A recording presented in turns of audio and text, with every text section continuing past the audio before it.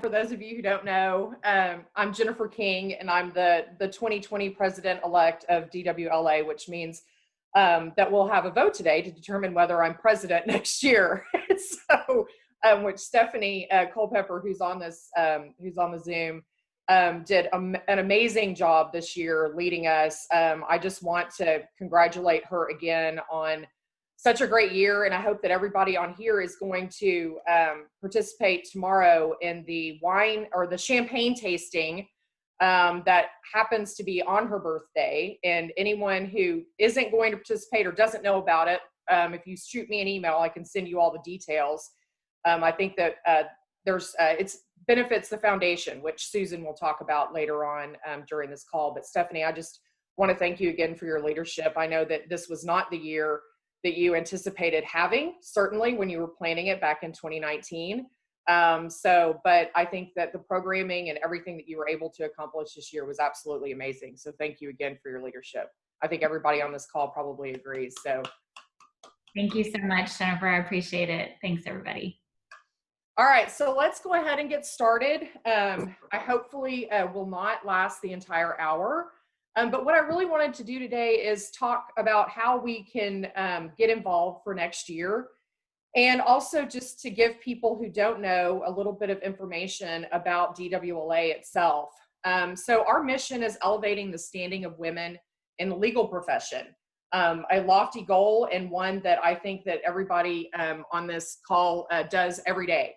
And so really what I wanted to do next year is continue the great tradition that the women before me have begun. And when I sat down to look at who I wanted to be the board next year, I really had only one requirement, and that requirement was I just want the women on the board to be badasses. And so in whatever form that is, I wanted true diversity. I wanted diversity in ethnicity and race, certainly. But I also wanted diversity in practice areas. I wanted big firm. I wanted solos. I wanted medium-sized firms. I wanted people who tried cases. I wanted people from both the criminal bar and the civil bar. I wanted people who did both plaintiff's work and defense work. I wanted people who had different definitions of success, and I wanted our board to represent the women who practice law in Dallas. So really that's really my vision for next year, is to continue the great work we've done so far and to bring together all of the women that are going to serve either on the board or as advisory board members, and really bring them all together to try to continue advancing the practice of women and to celebrate women who practice law. So I think Christy is on this call. If Christy could talk a little bit about the membership committee. Go, yes. Christy. Yes, I am here and excited to continue on with the membership committee along with Altricia. And I apologize, I know there's one more person we are working with this year whose name just slipped my brain. It's Maureen. Maureen. So we're so excited to be doing this. You know, I joined DWLA probably about, 6 or 7 years ago at this point, and I just kind of did it on a whim. And I will tell you, it has just been so rewarding to get to know people, as Jennifer said, who are outside my practice area, who don't do what I do, who are big firm, small firm, criminal, or other civil types of law that I don't do. So it has just been such a blessing in that respect, because I never would have ran across these people otherwise in my career. The membership committee is focused on bringing in obviously new members, but also making sure that our members who are already part of the organization stay engaged and have a chance to really benefit from the membership in the organization. As Jennifer said, last year we did an amazing amount of work under Stephanie's guidance and had so many events. Membership, again, is too focused. We're going to start with trying to get back some of the members we've lost, because sometimes I think we lose members just because people forget that we exist, or they forget to renew us on their bar dues. And so we want to make sure people don't slip through the cracks. But then the fun thing we get to do are these wonderful networking events that are truly focused on bringing people together. And sadly, COVID really kind of killed some of the in-person events, but The, oops, I apologize. But the, and I've just lost my video. Hold on just 2 seconds. Sorry, my phone rang. But I think what we gained was just a different type of networking. One that frankly was more intimate in some ways. I know when we did our, for example, we did our Jeopardy event where we basically played Jeopardy on a video screen.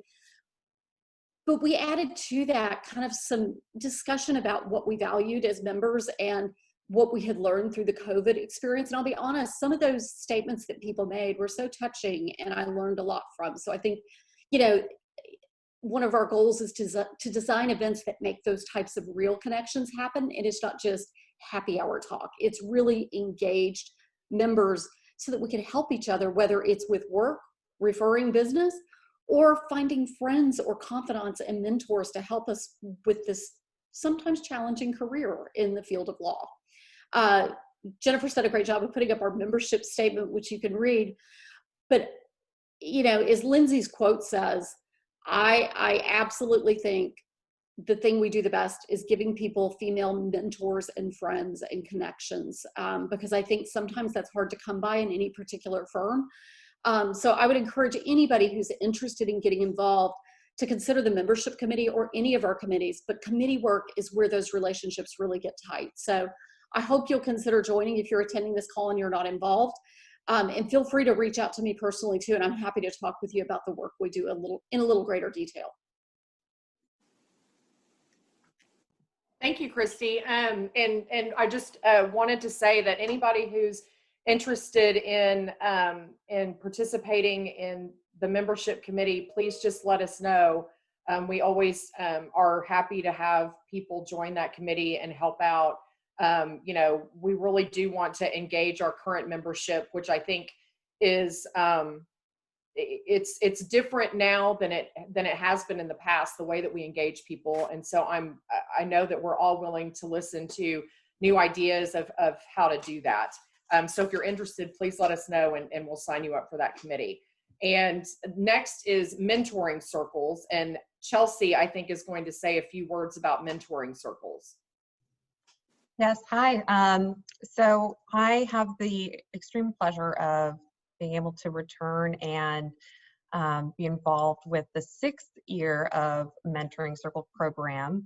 I first participated as a mentor and was just blown away with how much I got out of the program. And I think the reason I start with that is, you know, a lot of programs that are quote unquote mentoring programs are geared towards providing some sort of a value or safe space or, you know, relationship for whether it's networking or career advice to the younger lawyers.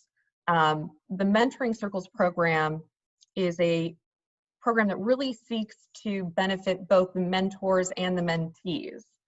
And I think really the success of all of the program is in the way that it's divided into circles. And these circles have, I mean, not every circle is equal, but each circle provides meaningful engagement and a new network of peers, of mentors, mentees. So I harken back to Jennifer's comment about wanting a diverse group of women on the board. In the same way, the mentoring circles themselves are each, and let me just back up a second. The Mentoring Circles program it's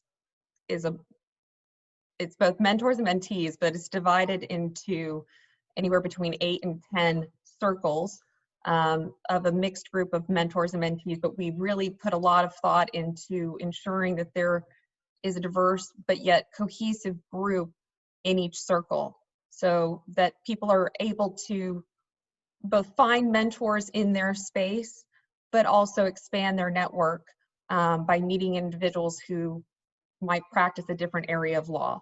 So we put a lot of thought into making sure that there were opportunities within each of the circles, but then ideally at the big group events, people are able to expand their network even further with this program. Backing up even further, so the program historically has had 4 large group events, which are speaker and topic focused. The idea being that it's an event where each of the mentoring circles goes to learn and then engage in whether it's a roundtable topic or roundtable discussion about the topic. But the idea being that it's something where you leave either thinking more about the issue or continuing that discussion in your small group meetings within your individual circles. And I think this year presented some unique challenges that I hope we, at least in one way or another, were able to provide meaningful and engaging content even with the virtual environment. But one thing that stuck out to me this year was the sense of community that the mentoring circles provides, whether that's your specific circle itself or the larger mentoring circles program. The word community is really what stuck out to me in 2020. So I'm hopeful that in 2021, the mentoring circles program will continue to provide both meaningful and engaging content for both the mentors and the mentees, and allow individuals to broaden their network of like-minded badass women. And also that it'll provide a sense of continuing community, that a safe space, if you will, for us all to engage with each other and discuss issues that pop up in our day-to-day lives as lawyers. So I hope I covered everything, but if you have any questions, please feel free to reach out, and I hope you will all be participating mentors in this year's program. Thank you, Chelsea. And Lindsay Wyrick is going to join Chelsea as leading that particular committee. So if you're interested, please let us know if you're interested in being on the committee, or if, and I really do hope, just as Chelsea just said, that everybody on the call does sign up to be a mentor, because I think everybody that is serving on the board this next year will be an amazing addition to the Mentoring Circles program and have a lot to say and a lot to add and contribute to young women and young women lawyers. So thank you so much, Chelsea, for that explanation. The next committee that we're going to talk about is outreach. Is Kimberly King Webb on the call? Maria, is she on? I don't see her.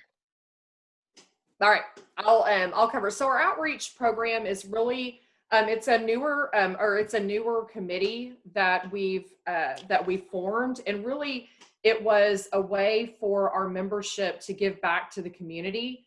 And there were several different events planned throughout last year or this last year, and we did from clothing drives to participating in raising money for certain organizations. And really the goal is just for us to find worthy causes and either volunteer time or raise money for those particular causes. And so this particular committee will be led by Kimberly King Webb and Kara Altenbaumer Price next year.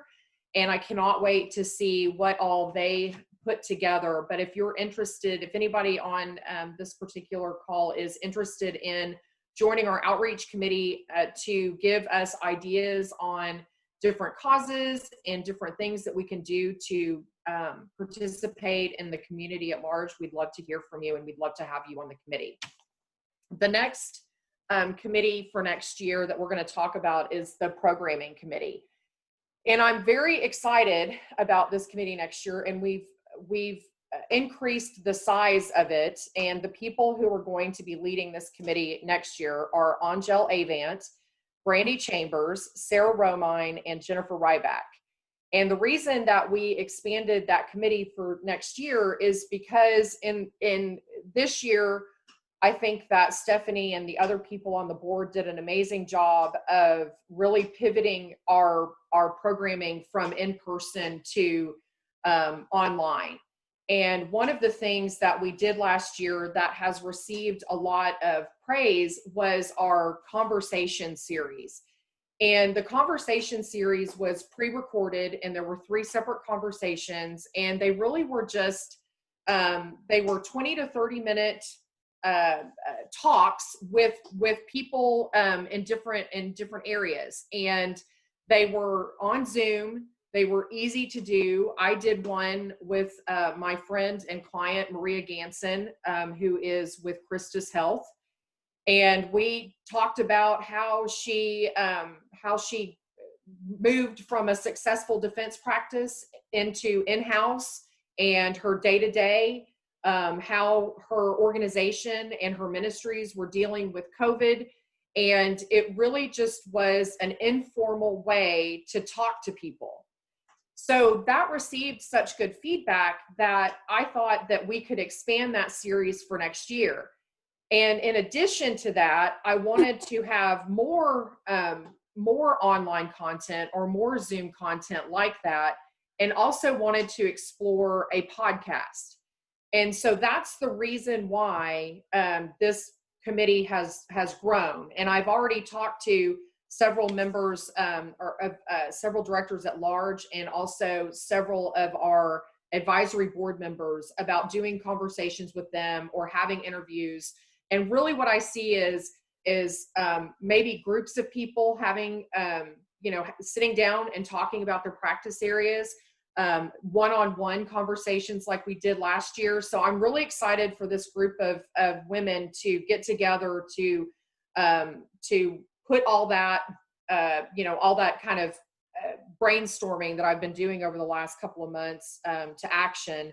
And so if you're interested in helping with programming, please let us know, because it's ambitious, and I realize it's ambitious for next year. And so we can use all the help that we can get. So I'm very excited about programming, and I think that we're going to use this year as a springboard for continuing the great programming we did this year and expanding. The next committee I'll talk about is attorney development. And I'm so excited that Katie Anderson is joining the board this year and is going to lead that committee along with Alicia. And Alicia has been a board member for several years. So I'm very excited for those 2 ladies to get together and chair this committee. So the attorney development program committee was designed to foster relationships between in-house counsel and firm attorneys, and to provide opportunities to hone business development skills. And the committee was also responsible for recognition and promotion of member accomplishments. And you kind of see all of the things here that different board members and different DWLA members have been recognized by, and I'm sure there's many more. So through this committee, the hope is that there is an increase in the profile of not only the board members and the membership, but also DWLA itself. And as we promote our membership and as we promote our board, I think that we also expand the reach of the DWLA. And so really this committee next year, I'm looking forward to hearing the ideas from this particular committee and from Katie and Alicia to talk to us about ways that they think that they can further these goals of the attorney development committee. So if you're interested in either one of these or helping them develop that for next year, please let us know. We'd love to have you on that particular committee. The next committee is the DWLA leadership class, and that next year is going to be led by Paige Tackett and Nicole Munoz. And this particular committee is to prepare the next generation for success. We, the DWLA, select 12 applicants each year to be a part of the leadership class, and then we provide those students with the tools to develop professional skills, and that is professional skills for their future employment in all sorts of different areas. And so this committee has close contact with those 12 students and the applicants, and so they're in charge of getting those applications out and going through them and selecting the leadership class, and also selecting events that the leadership class can do, and the communication in between us and those class members. So if you're interested in that particular committee, please let us know. And that kind of dovetails into our next committee, which is the Law School Programming Committee. And that's going to be led next year by Nicole Tong and Jennifer Maurer-Lee. And this particular committee is really designed to develop programming for law students. And so there might be some joint programming that can be done with our programming committee itself, and then also this law school programming committee. And I think that some of it might be, we might have some cross development with those two committees. But really, last year we had some programs that were designed specifically for law students, and you'll see them here, Life After Law School and How to Land an Amazing Job outside of OCI. So really what we're doing here is offering mentorship and offering leadership, and also programming to the next generation of female lawyers who are still in law school. So if you're interested in joining Nicole and Jennifer this year on that committee, we'd love to have you. Our next committee is the virtual awards reception, and that's led next year by Christina Nason. And this committee is in charge of planning on the awards that we're going to give out near the end of the year, and also planning the awards reception. We have here virtual. In the past, before 2020, this has been in person. We've had it in the Omni for the last several years. It's really grown to be a great event. It's basically our headline event for the year. And we celebrate successful women and successful, and we added an award for a man who puts forth women and who really mentors women and does a good job of advancing women in the profession. And so this committee is in charge of not only kind of spearheading the campaign for the different people, looking through the applications. Christina will have a committee of people who get together to go through the different nominations of those folks, and then really is in charge of putting together the script and to make sure that particular event goes off without a hitch. So anybody who's interested in planning a large scale event or wants to participate in that, please let us know. Christina would love to have you.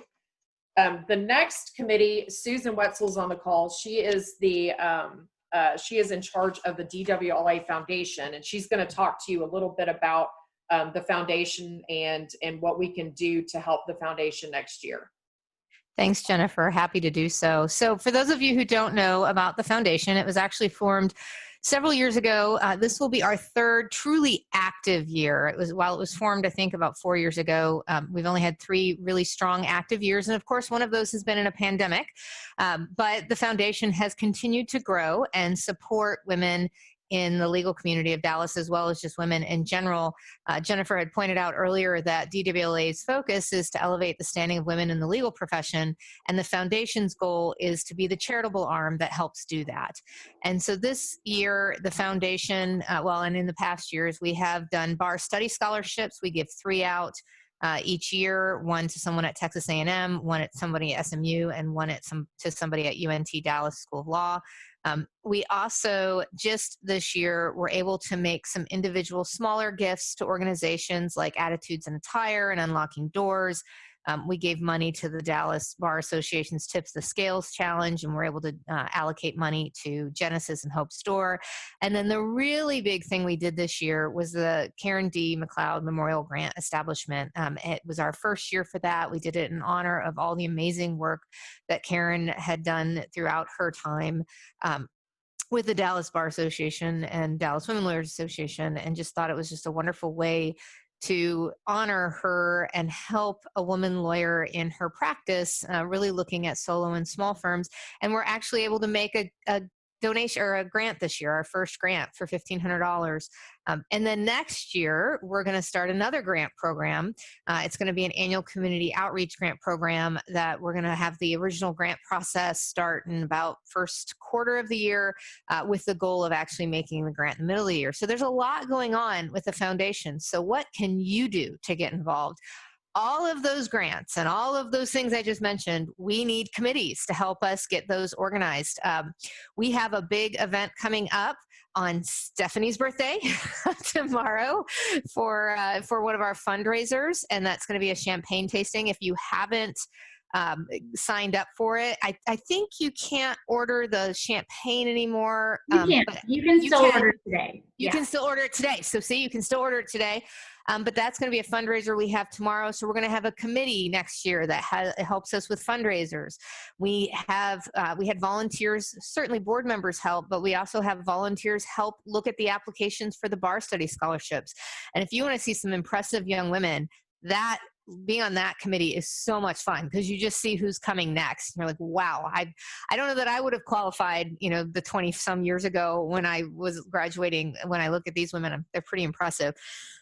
And then the memorial grant for Karen, we have a committee that looks at that as well. So I'm going to cough, sorry. And all of those require volunteers. So to the extent you are interested in any of that, please sign up and we will absolutely get you involved. This is an organization, the foundation is continuing to grow, and we would love for you to be part of that.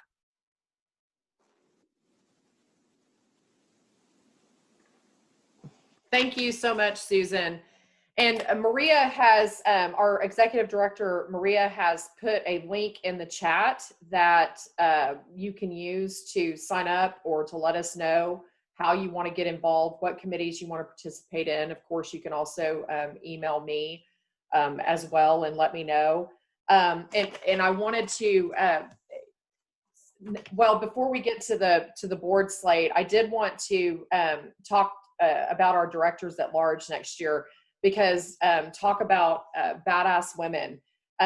So the at-large directors this year are going to be Kathy Bailey, Kimberly Bosell, Deandra Grant, Andrea Perez, and Kellyanne Clark. And I'm so excited about each one of those ladies because they're just really at the top of their fields. They're amazing, and I look forward to them participating on special projects as well as getting involved in whatever committees that they want to participate in. So welcome, and welcome back to Andrea and Kellyanne, and then welcome to the board, Deandra, Kimberly, and Kathy. I cannot wait to work with each one of you. And so now, Stephanie. All right. Surprise! Yay. Oh, the slate went away. But so how about I'll call for a vote. Do I have a motion to approve the 2021 Board of Directors slate as everybody just saw? I so move. Thank you, Susan. Do I have a second? Brandy is seconding, raising her hand. All those in favor say aye or raise your hand. Aye.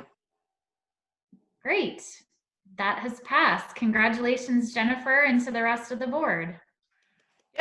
Yay! Thank you so much, Stephanie. And sorry to spring that on you. No Literally problem. a minute before the meeting started. So thank you to everyone who joined us today.